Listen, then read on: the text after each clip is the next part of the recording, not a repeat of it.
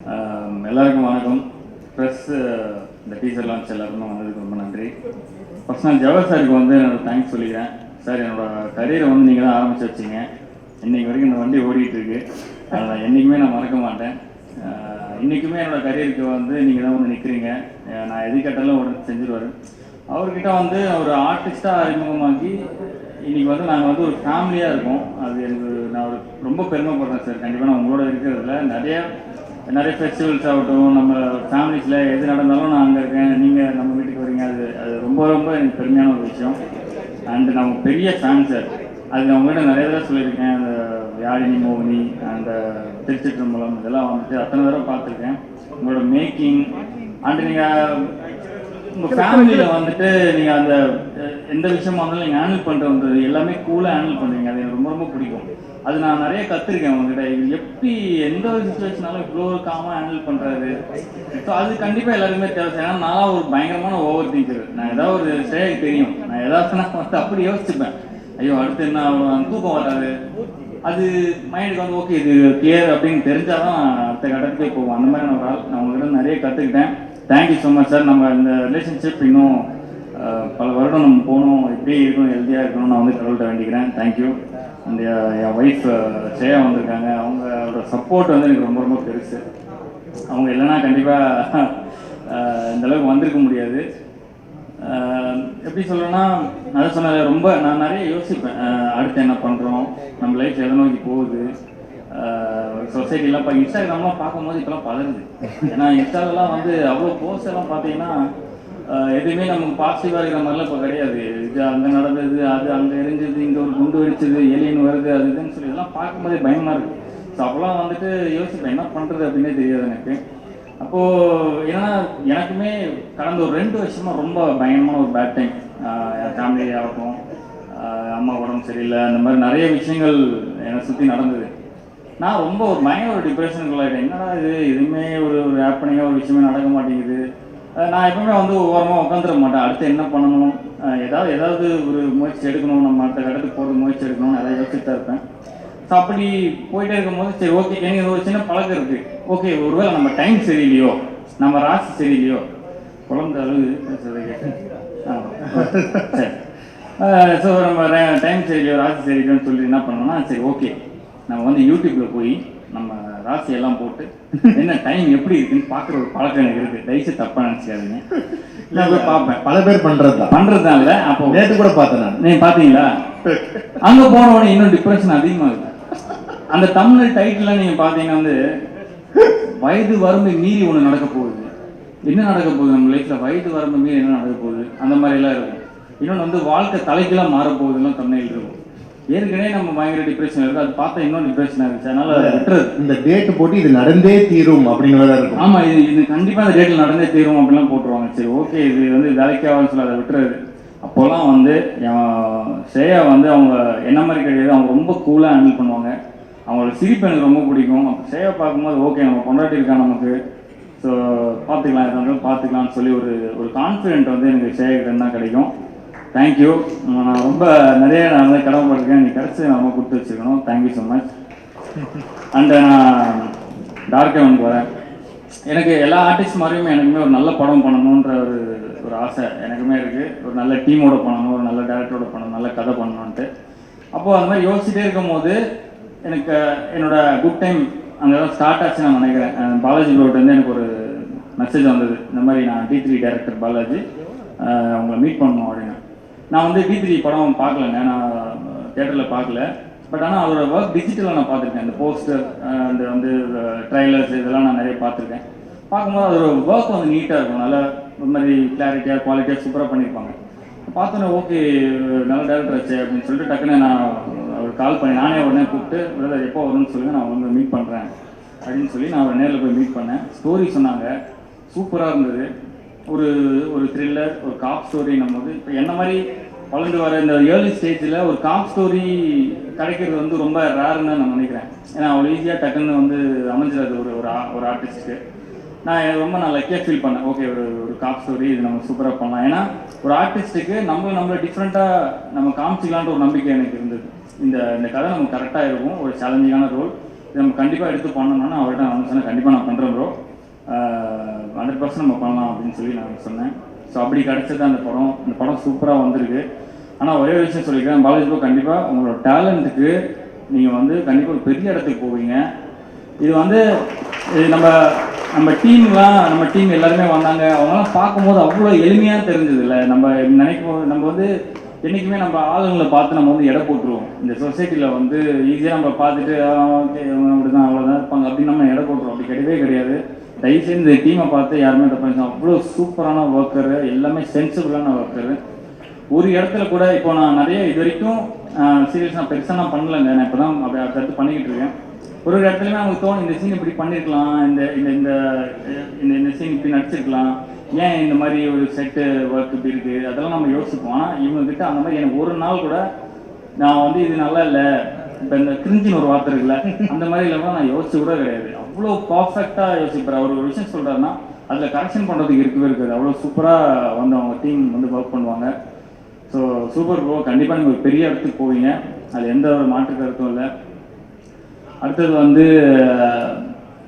இந்த படம் எனக்கு கிடச்சது வந்து ரொம்ப ரொம்ப நான் ஹாப்பியாக ஃபீல் பண்ணுறேன். இது கண்டிப்பாக சூப்பராக வரும். அந்த நம்ம கோபால் சார் பற்றி ஒரு விஷயம் நான் சொல்லி ஆகணும். அவர் வந்து என்ன சார் கன்னி பேச்சுன்னு தானே சொன்னீங்க? கன்னி பேச்சு. அவர் வந்து ரொம்ப ஒரு மோட்டிவேஷனலாக ஒரு ஸ்பீக்கர்னு வச்சுங்களேன். எனக்குலாம் வந்து ஸ்பாட்டில் எனக்கு அந்த டீம்லேயே அவர் தான் டைம் பாஸ். எனக்கு வந்து நான் ஃப்ரீயாக இருக்கும்போது நான் அவர் பக்கத்தில் தான் போவேன், பேசிகிட்டு இருப்பேன். ஆனால் ஒரு நாள் என்ன ஆயிடுச்சுன்னா அவரை பார்த்தாலே பயப்பட ஸ்டாப்பில் வந்துட்டு சார் வணக்கம் சார் அப்படின்னு சொன்னார்னாலே சார் ஓகே சார் நான் சொல்லிட்டு போயிடுவேன். என்ன ரீசன் அப்படின்னா ஒரு நாள் நைட்டு 2 மணி வரைக்கும் ஷூட் போயிட்டுருக்கு, செம்ம பசி, நம்மளால் வேறு சாப்பிட மாட்டேங்கிறார் எல்லாரும் சொன்னாங்க. அவர் சாப்பிட மாட்டார், நம்மளையும் சாப்பிட வைக்க மாட்டேங்கிறாரு. எனக்கு அவ்வளோ பசி, என்னடா இது அப்படின்னு சொல்லி உட்காந்துட்டே இருக்கும்போது அப்போ தான் பார்த்தா இவங்கெல்லாம் அந்த கோபால் சார் இவங்க எல்லாருமே உட்காந்து அந்த கல்யாணத்தில் அன்றைக்கி அந்த பாய் வீட்டு கல்யாணத்தில் சிக்கன் பிரியாணி செம்மையாக இருந்தது, மட்டன் இந்த மாதிரிலாம் உட்காந்து பேசுறது, இது காதில் வந்து நமக்கு எச்சி ஊறும். அப்போ ப்ரோ வேறு வந்து என்ன சொல்கிறாரு, ப்ரோ அந்த சீன் பார்க்கும்போது நீங்கள் வந்து அந்த டைலாக் பேசி முடிச்சுட்டு த்ரோட் இப்படி முழுங்குனீங்க, அது அந்த மாதிரி பண்ணாதீங்க ப்ரோ அப்படின்னு சொல்கிறாரு. அப்படியா, சரி ப்ரோ நான் அதை கட் பண்ணிக்கிறேன், அவாய்ட் பண்ணிக்கிறேன், அது மேபி ஒரு ஏதோ நமக்கு அது பழகிருக்கும், அதை கட் பண்ணிக்கிறேன், ட்ரை பண்ணுறேன். இவர் உடனே ஏன் சார் அப்பப்போ நீங்கள் வச்சு மொழிங்கன்னா ஒருவேளை உங்களுக்கு சுகர் இருக்குமோ? எனக்கு வந்து நான் என்ன சொன்னாலும் நான் ஓவர் திங்கிறேன், எனக்கு அது மண்டையில் ஓடிட்டே இருக்கு.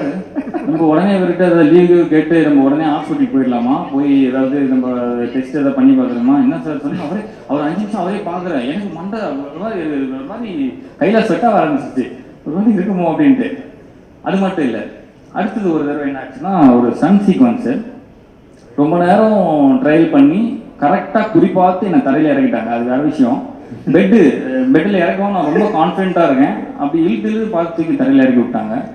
அந்த பெயின் எனக்கு கிட்டத்தட்ட ஒரு வாரமாக இருக்குது, ஏன்னா அவ்வளோ ஹைட்லேருந்து விழுந்தேன் நான் கீழே. ஸோ அது வந்து நான் சார்கிட்ட சொல்லிட்டு இருக்கேன், சார் இந்த மாதிரி சார் பேக் பெயின் ரொம்ப இருக்குது, கொஞ்சம் கவனிக்காமல் கீழே போட்டு விட்டாங்க சார். இல்லை சார், ஆமாம் சார், அப்படிலாம் நீங்கள் வந்து ஃப்ரீயாக விட்டுறாதீங்க சார், பேக் பெயின்லாம் சும்மா வராது, நீங்கள் உடனே போய் எம்ஆர்ஐ எடுத்து விட்ருங்க சார், பெரிய பிரச்சனை ஆகிடும், நீங்கள் பார்த்துங்க அப்படின்ட்டார். ஐயோ என்னடா இது அப்படின்னு சொல்லிட்டு அந்த மாதிரி ரொம்ப அவர்கிட்ட பேசும்போது எனக்கு ரொம்ப ஒரு மோட்டிவேஷனாக இருக்கும். மெடிக்கல் ரெப்ரசன்டேட்டிவா வேலை பார்த்து அந்த மாதிரி தான். அதே மாதிரி என்கிட்ட மட்டும்தான் அவர் அப்படி இருப்பார், அது ஏன்னு எனக்கு தெரியாது. திடீர்னு இப்போ ஒரு 3 நாளைக்கு முன்னாடி சாரை மீட் பண்ணுறதுக்கு பொக்கே வாங்கலாம்னு போவோம். என்னை பார்க்குறாரு, நான் வந்து போல் காப் பண்ணுறதுனால சேவ் பண்ணோம் இல்லையா, பார்த்தோன்னே கேட்குறாரு, சார் நீங்கள் ஃபுல் ஷேவ் பண்ணதான் சார் நல்லா இருக்கீங்க, இந்த தாடி நல்லா இல்லை சார். சார் நான் பக்கத்தில் சலூன் இருக்குது சார், நான் போய் ஷேவ் பண்ணிட்டு வந்துடுறேன் சார். அப்புறம் இல்லை சார் இந்த தாடி சொல்ல, நீ முன்னாடி நல்லா தாடி வச்சுருந்தீங்களா அந்த மாதிரி. சார் நான் போயிட்டு ஒரு வாரம் கழிச்சு வரேன் சார். உங்களுக்கு என்ன சார் பிரச்சனை, என்னை பார்த்தாலே உங்களுக்கு என்ன தோணுது, ஏதாவது உங்களுக்கு சொல்லணும்னு தோணுதாங்க. அப்போ தான் அப்படியே பார்த்துட்டு அந்த மாதிரி ஒரு ஃபன்னான ஒரு இதுதான். ஸோ இந்த டீமில் நிறைய ஒரு ஹாப்பியான மூமெண்ட்ஸ் எல்லாம் சூப்பராக இருக்குது. அண்ட் வந்து நான் காஸ்டிங்கை பற்றி நான் சொல்கிறேன். இவரோட காஸ்டிங் வந்துட்டு நிறைய பேசுகிறேன், நான் ரொம்ப டைம் எடுக்கிறேன். இல்லை காஸ்டிங் வந்துட்டு அவ்வளோ சூப்பராக பார்த்து பாலாஜி பிரதர் வந்து செலக்ட் பண்ணிருக்காரு. இன்னும் நிறைய பேரால் வர முடியலன்னு நினைக்கிறேன். வேல் ராமூர்த்தி சார் இருக்காங்க, ரித்திகா மேம் இருக்காங்க, அப்புறம் ஜெயக்குமார் சார், பிரதீப், தர்ஷிகா, சுமித்ரா, இன்னும் நிறைய பேர் இருக்காங்க. ஸோ இந்த காஸ்ட் எல்லாமே இந்த கேரக்டருக்கு இவங்க பண்ணாதான் கரெக்டாக இருக்குன்ற மாதிரி இருக்கும் நம்ம இந்த படம் பார்க்கும்போது. அந்த அளவுக்கு அவரோட காஸ்டிங் அப்படி இருக்கும். அவ்வளோ ஈஸியாக ஒருத்தர் வந்து தெரிஞ்சவங்க வாங்க நீங்கள் வாங்க அப்படின்ற மாதிரி கூப்பிட மாட்டார். அந்த கேரக்டருக்கு அவங்க கரெக்டாக இருந்தால் மட்டும்தான் அவர் வந்து இந்த கேரக்டருக்கு வந்து அவர் செலக்ட் பண்ணுவார். இந்த காஸ்டிங் வந்து அவ்வளோ சூப்பராக அமைஞ்சிருக்கு. அது ரொம்ப சந்தோஷம். And Mani sir, DOP Mani sir பற்றி நான் சொல்கிறேன். சார் அழகாக காமிச்சிருக்கீங்க.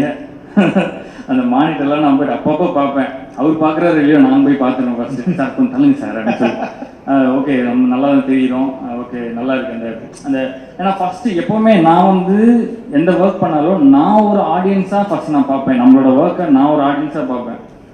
இது நல்லா இருக்கா, இது நமக்கு சூட் ஆகுதா, நமக்கு நல்லா இல்லைன்னா நம்ம என்ன பண்ணலாம், என்ன மாதிரி இம்ப்ரூவைஸ் பண்ணலான்றதை நான் பார்க்குறேன். ஸோ அந்த மாதிரி சாரோட விஷுவல்ஸ்லாம் அவ்வளோ சூப்பராக இருந்தது. அந்த லொக்கேஷன்லாம் சொன்னாங்களே சீரியஸாகவே ரொம்ப ரொம்ப கஷ்டம். எனக்கெல்லாம் பயங்கரமான பாடி பெயின். ஃபர்ஸ்ட் ஒரு 2-3 நாள் எனக்கு ஷூட்டே கிடையாது. அப்போ நான் யோசிக்கிறேன், பாடி பயங்கரமாக வலிக்குது, நம்ம வேலையை பார்க்கல, எதுக்கு பாடி வலிக்குது அந்த மாதிரி இருக்கும்போது அப்போ தான் தெரியும் அந்த ட்ராவலே நமக்கு வந்து அந்த ஜீப்பில் தான் போகணும், கார்லலாம் போக முடியாது. ஸோ அதுலேயே நமக்கு அந்த பாடி பெயின் எல்லாம் வந்துடும். ஸோ அந்த மாதிரி லொக்கேஷனில் அவர் அவ்வளோ கூலாக வேலை பார்த்தாரு. Thank you so much. உங்களோட ஒர்க் பண்ணதில் ரொம்ப சந்தோஷம். எடிட்டர் ராஜா ப்ரோ சூப்பராக இருக்குது. சான்ஸே இல்லை. எனக்கு டீச்சர் வந்து நான் இப்போது வேற ஒரு படம் பார்த்துட்டு இருந்தேன் தேட்டரில். காலேஜில் வந்து ஃபோனில் அனுப்புகிறாரு டீச்சர் வந்து ரெடி அப்படின்னு சொல்லி பார்த்து நானும் சேட்டை சொல்லுமா டீச்சர் வந்துருக்குமான்னு சொல்லிட்டு தேட்டர்லேருந்து வெளியே வந்துட்டோம். அந்த படம் அப்புறம் பார்த்துக்கலான்னு சொல்லிட்டு நேராக வெளியே வந்துட்டு டீச்சர் பார்க்குறோம். அவ்வளோ சூப்பராக இருந்தது. அவங்க சொல்லி சூப்பர் அப்படின்னு. அப்போ அவங்க முகத்தில் வந்து ஒரு இந்த சந்திரமுகியா ஒரு இது இருக்குல்ல, அந்த மாதிரி பரவாயில்ல நம்ம புதுசாக வந்து சூப்பராக ஒரு படம் பண்ணியிருக்காரு, நல்லா இருக்கு அப்படின்ற மாதிரி அவங்க ஃபேஸ். எப்பவுமே நம்ம சுற்றி இருக்கவங்கள பார்க்கணும், அவங்களோட ரியாக்ஷன்லாம் நம்ம தெரிஞ்சிடும். நம்ம பண்ணுறது வர்த்தான வேலையா இல்லையான்றது சுற்றி இருக்கவங்க. நான் எப்பவுமே ஒரு சீன் அடிக்கும்போது கூட அந்த லைட் மேட்ச்லாம் பார்ப்பேன். அவங்க வந்து அப்படின்ட்டாங்கன்னா முடிஞ்சது, ஓகே நம்ம வந்து பிளேடு போட்டுட்டு இருக்கோம் பொழுதுன்னு. அவங்களோட ரியாக்ஷன் நல்லா இருந்ததுன்னா சூப்பர்ப்பா அப்படின்ட்டாங்கன்னா ஓகே, அந்த மாதிரியான ஒரு இது. ஸோ சூப்பராக பண்ணியிருக்கீங்க bro Raja bro. And music director Sakthi bro சூப்பராக இருக்குது உங்கள் ஒர்க்கு. நீங்கள் அந்த ஜாக்கின்லாம் ஒரு படம்லாம் பண்ணிக்கிட்டு இருக்கீங்க. உங்களோட அந்த லைவ் மியூசிக் ஒர்க்லாம் நான் பார்த்தேன், சூப்பராக இருந்தது. அண்ட் நம்ம டீம் எல்லாருமே நான் வந்து ரொம்ப நன்றி சொல்லிக்கிறேன். சூப்பரான ஒரு டீமாக அமைஞ்சிருக்கு. இந்த படம் கண்டிப்பாக ஒரு பெரிய படமாக வந்து இருக்குன்றதை நான் நம்புகிறேன். எனக்கு ஒரே ஒரு வருத்தமான ஒரே ஒரு விஷயம் என்னன்னா, நம்மளை சுற்றி இருக்கவங்க வந்து எல்லாருமே நண்பர்கள், எல்லாருமே வந்து எதிரிகள். நம்ம வந்து எப்படி ஐடென்டிஃபை பண்ணலாம் இன்னைக்கு இருக்கிற இந்த இன்ஸ்டாகிராம்லேயே நமக்கு தெரிஞ்சிருக்கு.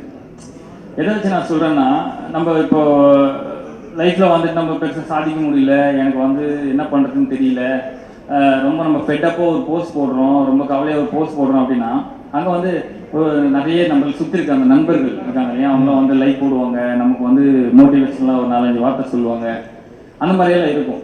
இது நீங்கள் வந்து ஒரு விஷயம் அச்சீவ் பண்ணுறீங்க, படிப்படியாக ஏதோ முன்னேறிட்டு இருக்கீங்க, ஏதோ பண்ணுறீங்க அப்படின்னும் போது நம்ம எதிர்பார்க்குற அந்த அந்த நண்பர்கள், அந்த சர்க்கிளில் இருக்கிற நண்பர்கள் யாருமே உள்ளே வர மாட்டேங்கிறாங்க. ஒரு சப்போர்ட்டோ ஒரு இதுவோ அதை தெரிவிக்க மாட்டேங்கிறாங்க. அங்கே புரியுது. அங்கே நீங்கள் அதை பார்த்தீங்கன்னா உங்களுக்கு தெரிஞ்சிடும் யார் யாரெல்லாம் உங்களை ஃபாலோ பண்ணுறாங்க, நீங்கள் பண்ணுறதை பார்க்குறாங்க, ஆனால் அவங்களோட சப்போர்ட் உங்களுக்கு கிடைக்க மாட்டேங்குதுன்ற நீங்கள் ஈஸியாக கண்டுபிடிச்சிடலாம் அந்த சோஷியல் மீடியா வச்சு. ஸோ அதில் வந்து நான் அது பார்க்க இந்த நம்ம கவின் பிரதர் கூட டாடா மூவியில் வந்து ஒரு டைலாக் ஒன்று சொல்லியிருப்பார், நம்ம நல்லா இருக்கலாம் ஆனால் உங்களோட நாங்கள் நல்லா இருந்துடக்கூடாதுன்றது. அதுதான் இங்கே இருக்குது. ஆக்சுவலாக நம்ம வந்து அதை பற்றிலாம் அவங்க வந்து ஆக்சுவலாக கவலைப்படவே தேவையில்லை. நம்ம ஒர்க்கை பார்த்துட்டு போயிட்டே இருப்போம். என்னன்னா அது அவங்க அது புரிஞ்சுக்கணும். நம்ம அந்த சர்க்கிள் வந்து இன்னைக்கு எனக்கு நல்ல நேரம் வருதா, நாளைக்கு உனக்கு வரும், இன்னைக்கு நான் உனக்கு கை தட்டுறேன், நீ நாளைக்கு எனக்கு கை தட்டு, அவ்வளோதான். எல்லாரும் சேர்ந்தே இருப்போம், சேர்ந்தே சந்தோஷமா இருப்போம், சேர்ந்தே வளருவோன்றது தான். பட் அதெல்லாம் பார்க்கும்போது ஒரு இதாக இருக்குது. பட் நம்ம ஏதாவது ஒரு அச்சீவ் பண்ணும்போது யாருன்னே தெரியாத அக்கா, அண்ணன், தங்கச்சி, நம்ம இந்த இன்ஸ்டாகிராமில் இருக்கிற அந்த மக்கள் இருக்காங்கல்ல, அவங்கெல்லாம் வந்து அண்ணன் நீ அன்றைக்கெலாம் வீடியோ போட்டுட்டு இருந்தேன், அதெல்லாம் நான் பார்த்துருக்கேன், நீ சூப்பராக நடிப்பேன், அன்றைக்கே தெரியும் நீங்கள் வந்து ஒரு படம்லாம் நடிப்பீங்க, அடுத்தடுத்து வருவீங்கன்ற நம்பிக்கை எனக்கு அன்றைக்கே இருந்தது. அந்த மாதிரிலாம் போடும்போது எனக்கு அது ரொம்ப சந்தோஷமாக இருக்குது. அந்த மக்கள் தான் நமக்கு வந்து எப்போவுமே இருப்பாங்கன்றதை நான் நம்புகிறேன். ரொம்ப ரொம்ப தேங்க்ஸ் எல்லாருக்கும். நான் ஏதாவது தப்பாக பேசினா மன்னிச்சிருங்க. இந்த படம் வந்து கண்டிப்பாக சூப்பராக வரும், நல்ல குவாலிட்டியாக இருக்குது. எல்லாருமே பார்த்து சப்போர்ட் பண்ணணும் எல்லார்ட்டையும் கேட்டுக்கிறேன். Thank you so much. Thanks. Super. And உண்மையிலே நீங்கள் சொன்ன மாதிரி நிறைய அன்கண்டிஷனல் லவ் வந்து கொடுத்துட்ருக்காங்க. அது வந்து வீட்டில் பயங்கர பிளென்ட்டியாக கொடுத்துட்ருக்காங்க. அவங்கள இந்த நேரத்தில் நீங்களும் ஸ்டேஜில் வந்து இது few words about his debut film அதை பற்றி பேசணும். Please come. வாங்க. அவங்க அப்பலேருந்து சொல்லிட்டே இருக்காங்க, இந்த ஆட்சி கிட்ட சொல்லுப்பா, என்ன கூப்பிட வேணாம்னு சொல்லுப்பா, நான் என்னப்பா பேசுறது. அதாவது எவ்வளவோ மேடை இருக்கு, பட் இந்த மேடை ஸ்பெஷல் மேடை இல்லை. அதாவது எவ்வளவோ மேடைகள் வேறி இருப்பீங்க, அவார்டு வாங்கியிருப்பீங்க, பட் இதுக்கு ஈடு இணை வேறு எதுவும் சொல்ல முடியாது. ஃபார் எக்ஸாம்பிள் உங்களுடைய ஹஸ்பண்ட் அவர் வந்து நடித்த ஒரு முதல் படம், அந்த முதல் படத்தோட teaser launch, how do you feel? Okay, first of all வந்திருக்கிற எல்லாருக்குமே என்னோட வணக்கம். ரொம்ப ஹாப்பியாக இருக்குது. நான் சித்தோட படத்தோட டீசர் இன்னைக்கு ரிலீஸ் ஆக போகுது. அண்ட் இங்கே வரைக்கும் அவங்க வந்திருக்காங்கன்னா அது வந்து உங்களோட பியோர் டெடிகேஷன் அண்ட் ஹார்ட் ஒர்க்னால I'm so proud of you. And கண்டிப்பாக இந்த படம் வந்து எல்லாருக்கும் பிடிக்கும்னு நினைக்கிறேன். ஏன்னா டீசரோட ஃப்ரேம் பை ஃப்ரேம் பார்த்தாலே தெரியுது ஹோல் டீமோட எவ்வளோ சின்சியரான ஒரு டெடிகேஷன் பேஷன் இருக்குன்றது நமக்கு தெரியுது. எனக்கு டீசர் வந்து ரொம்ப பிடிச்சிருந்தது. ஃபர்ஸ்ட் டைம் எனக்கு காமிக்க வந்து எனக்கு ரொம்ப பிடிச்சிச்சு. அவ்வளோதான். இனிமே இந்த மூவி ரிலீஸ் ஆகும்போது உங்கள் கையில் தான் இருக்குது. நீங்கள் தான் இந்த மூவியை தட்டி கொடுத்து என்கரேஜ் பண்ணணும். So keep supporting them. All of that. Thank you. Thank you so much. Thank you, Shreya.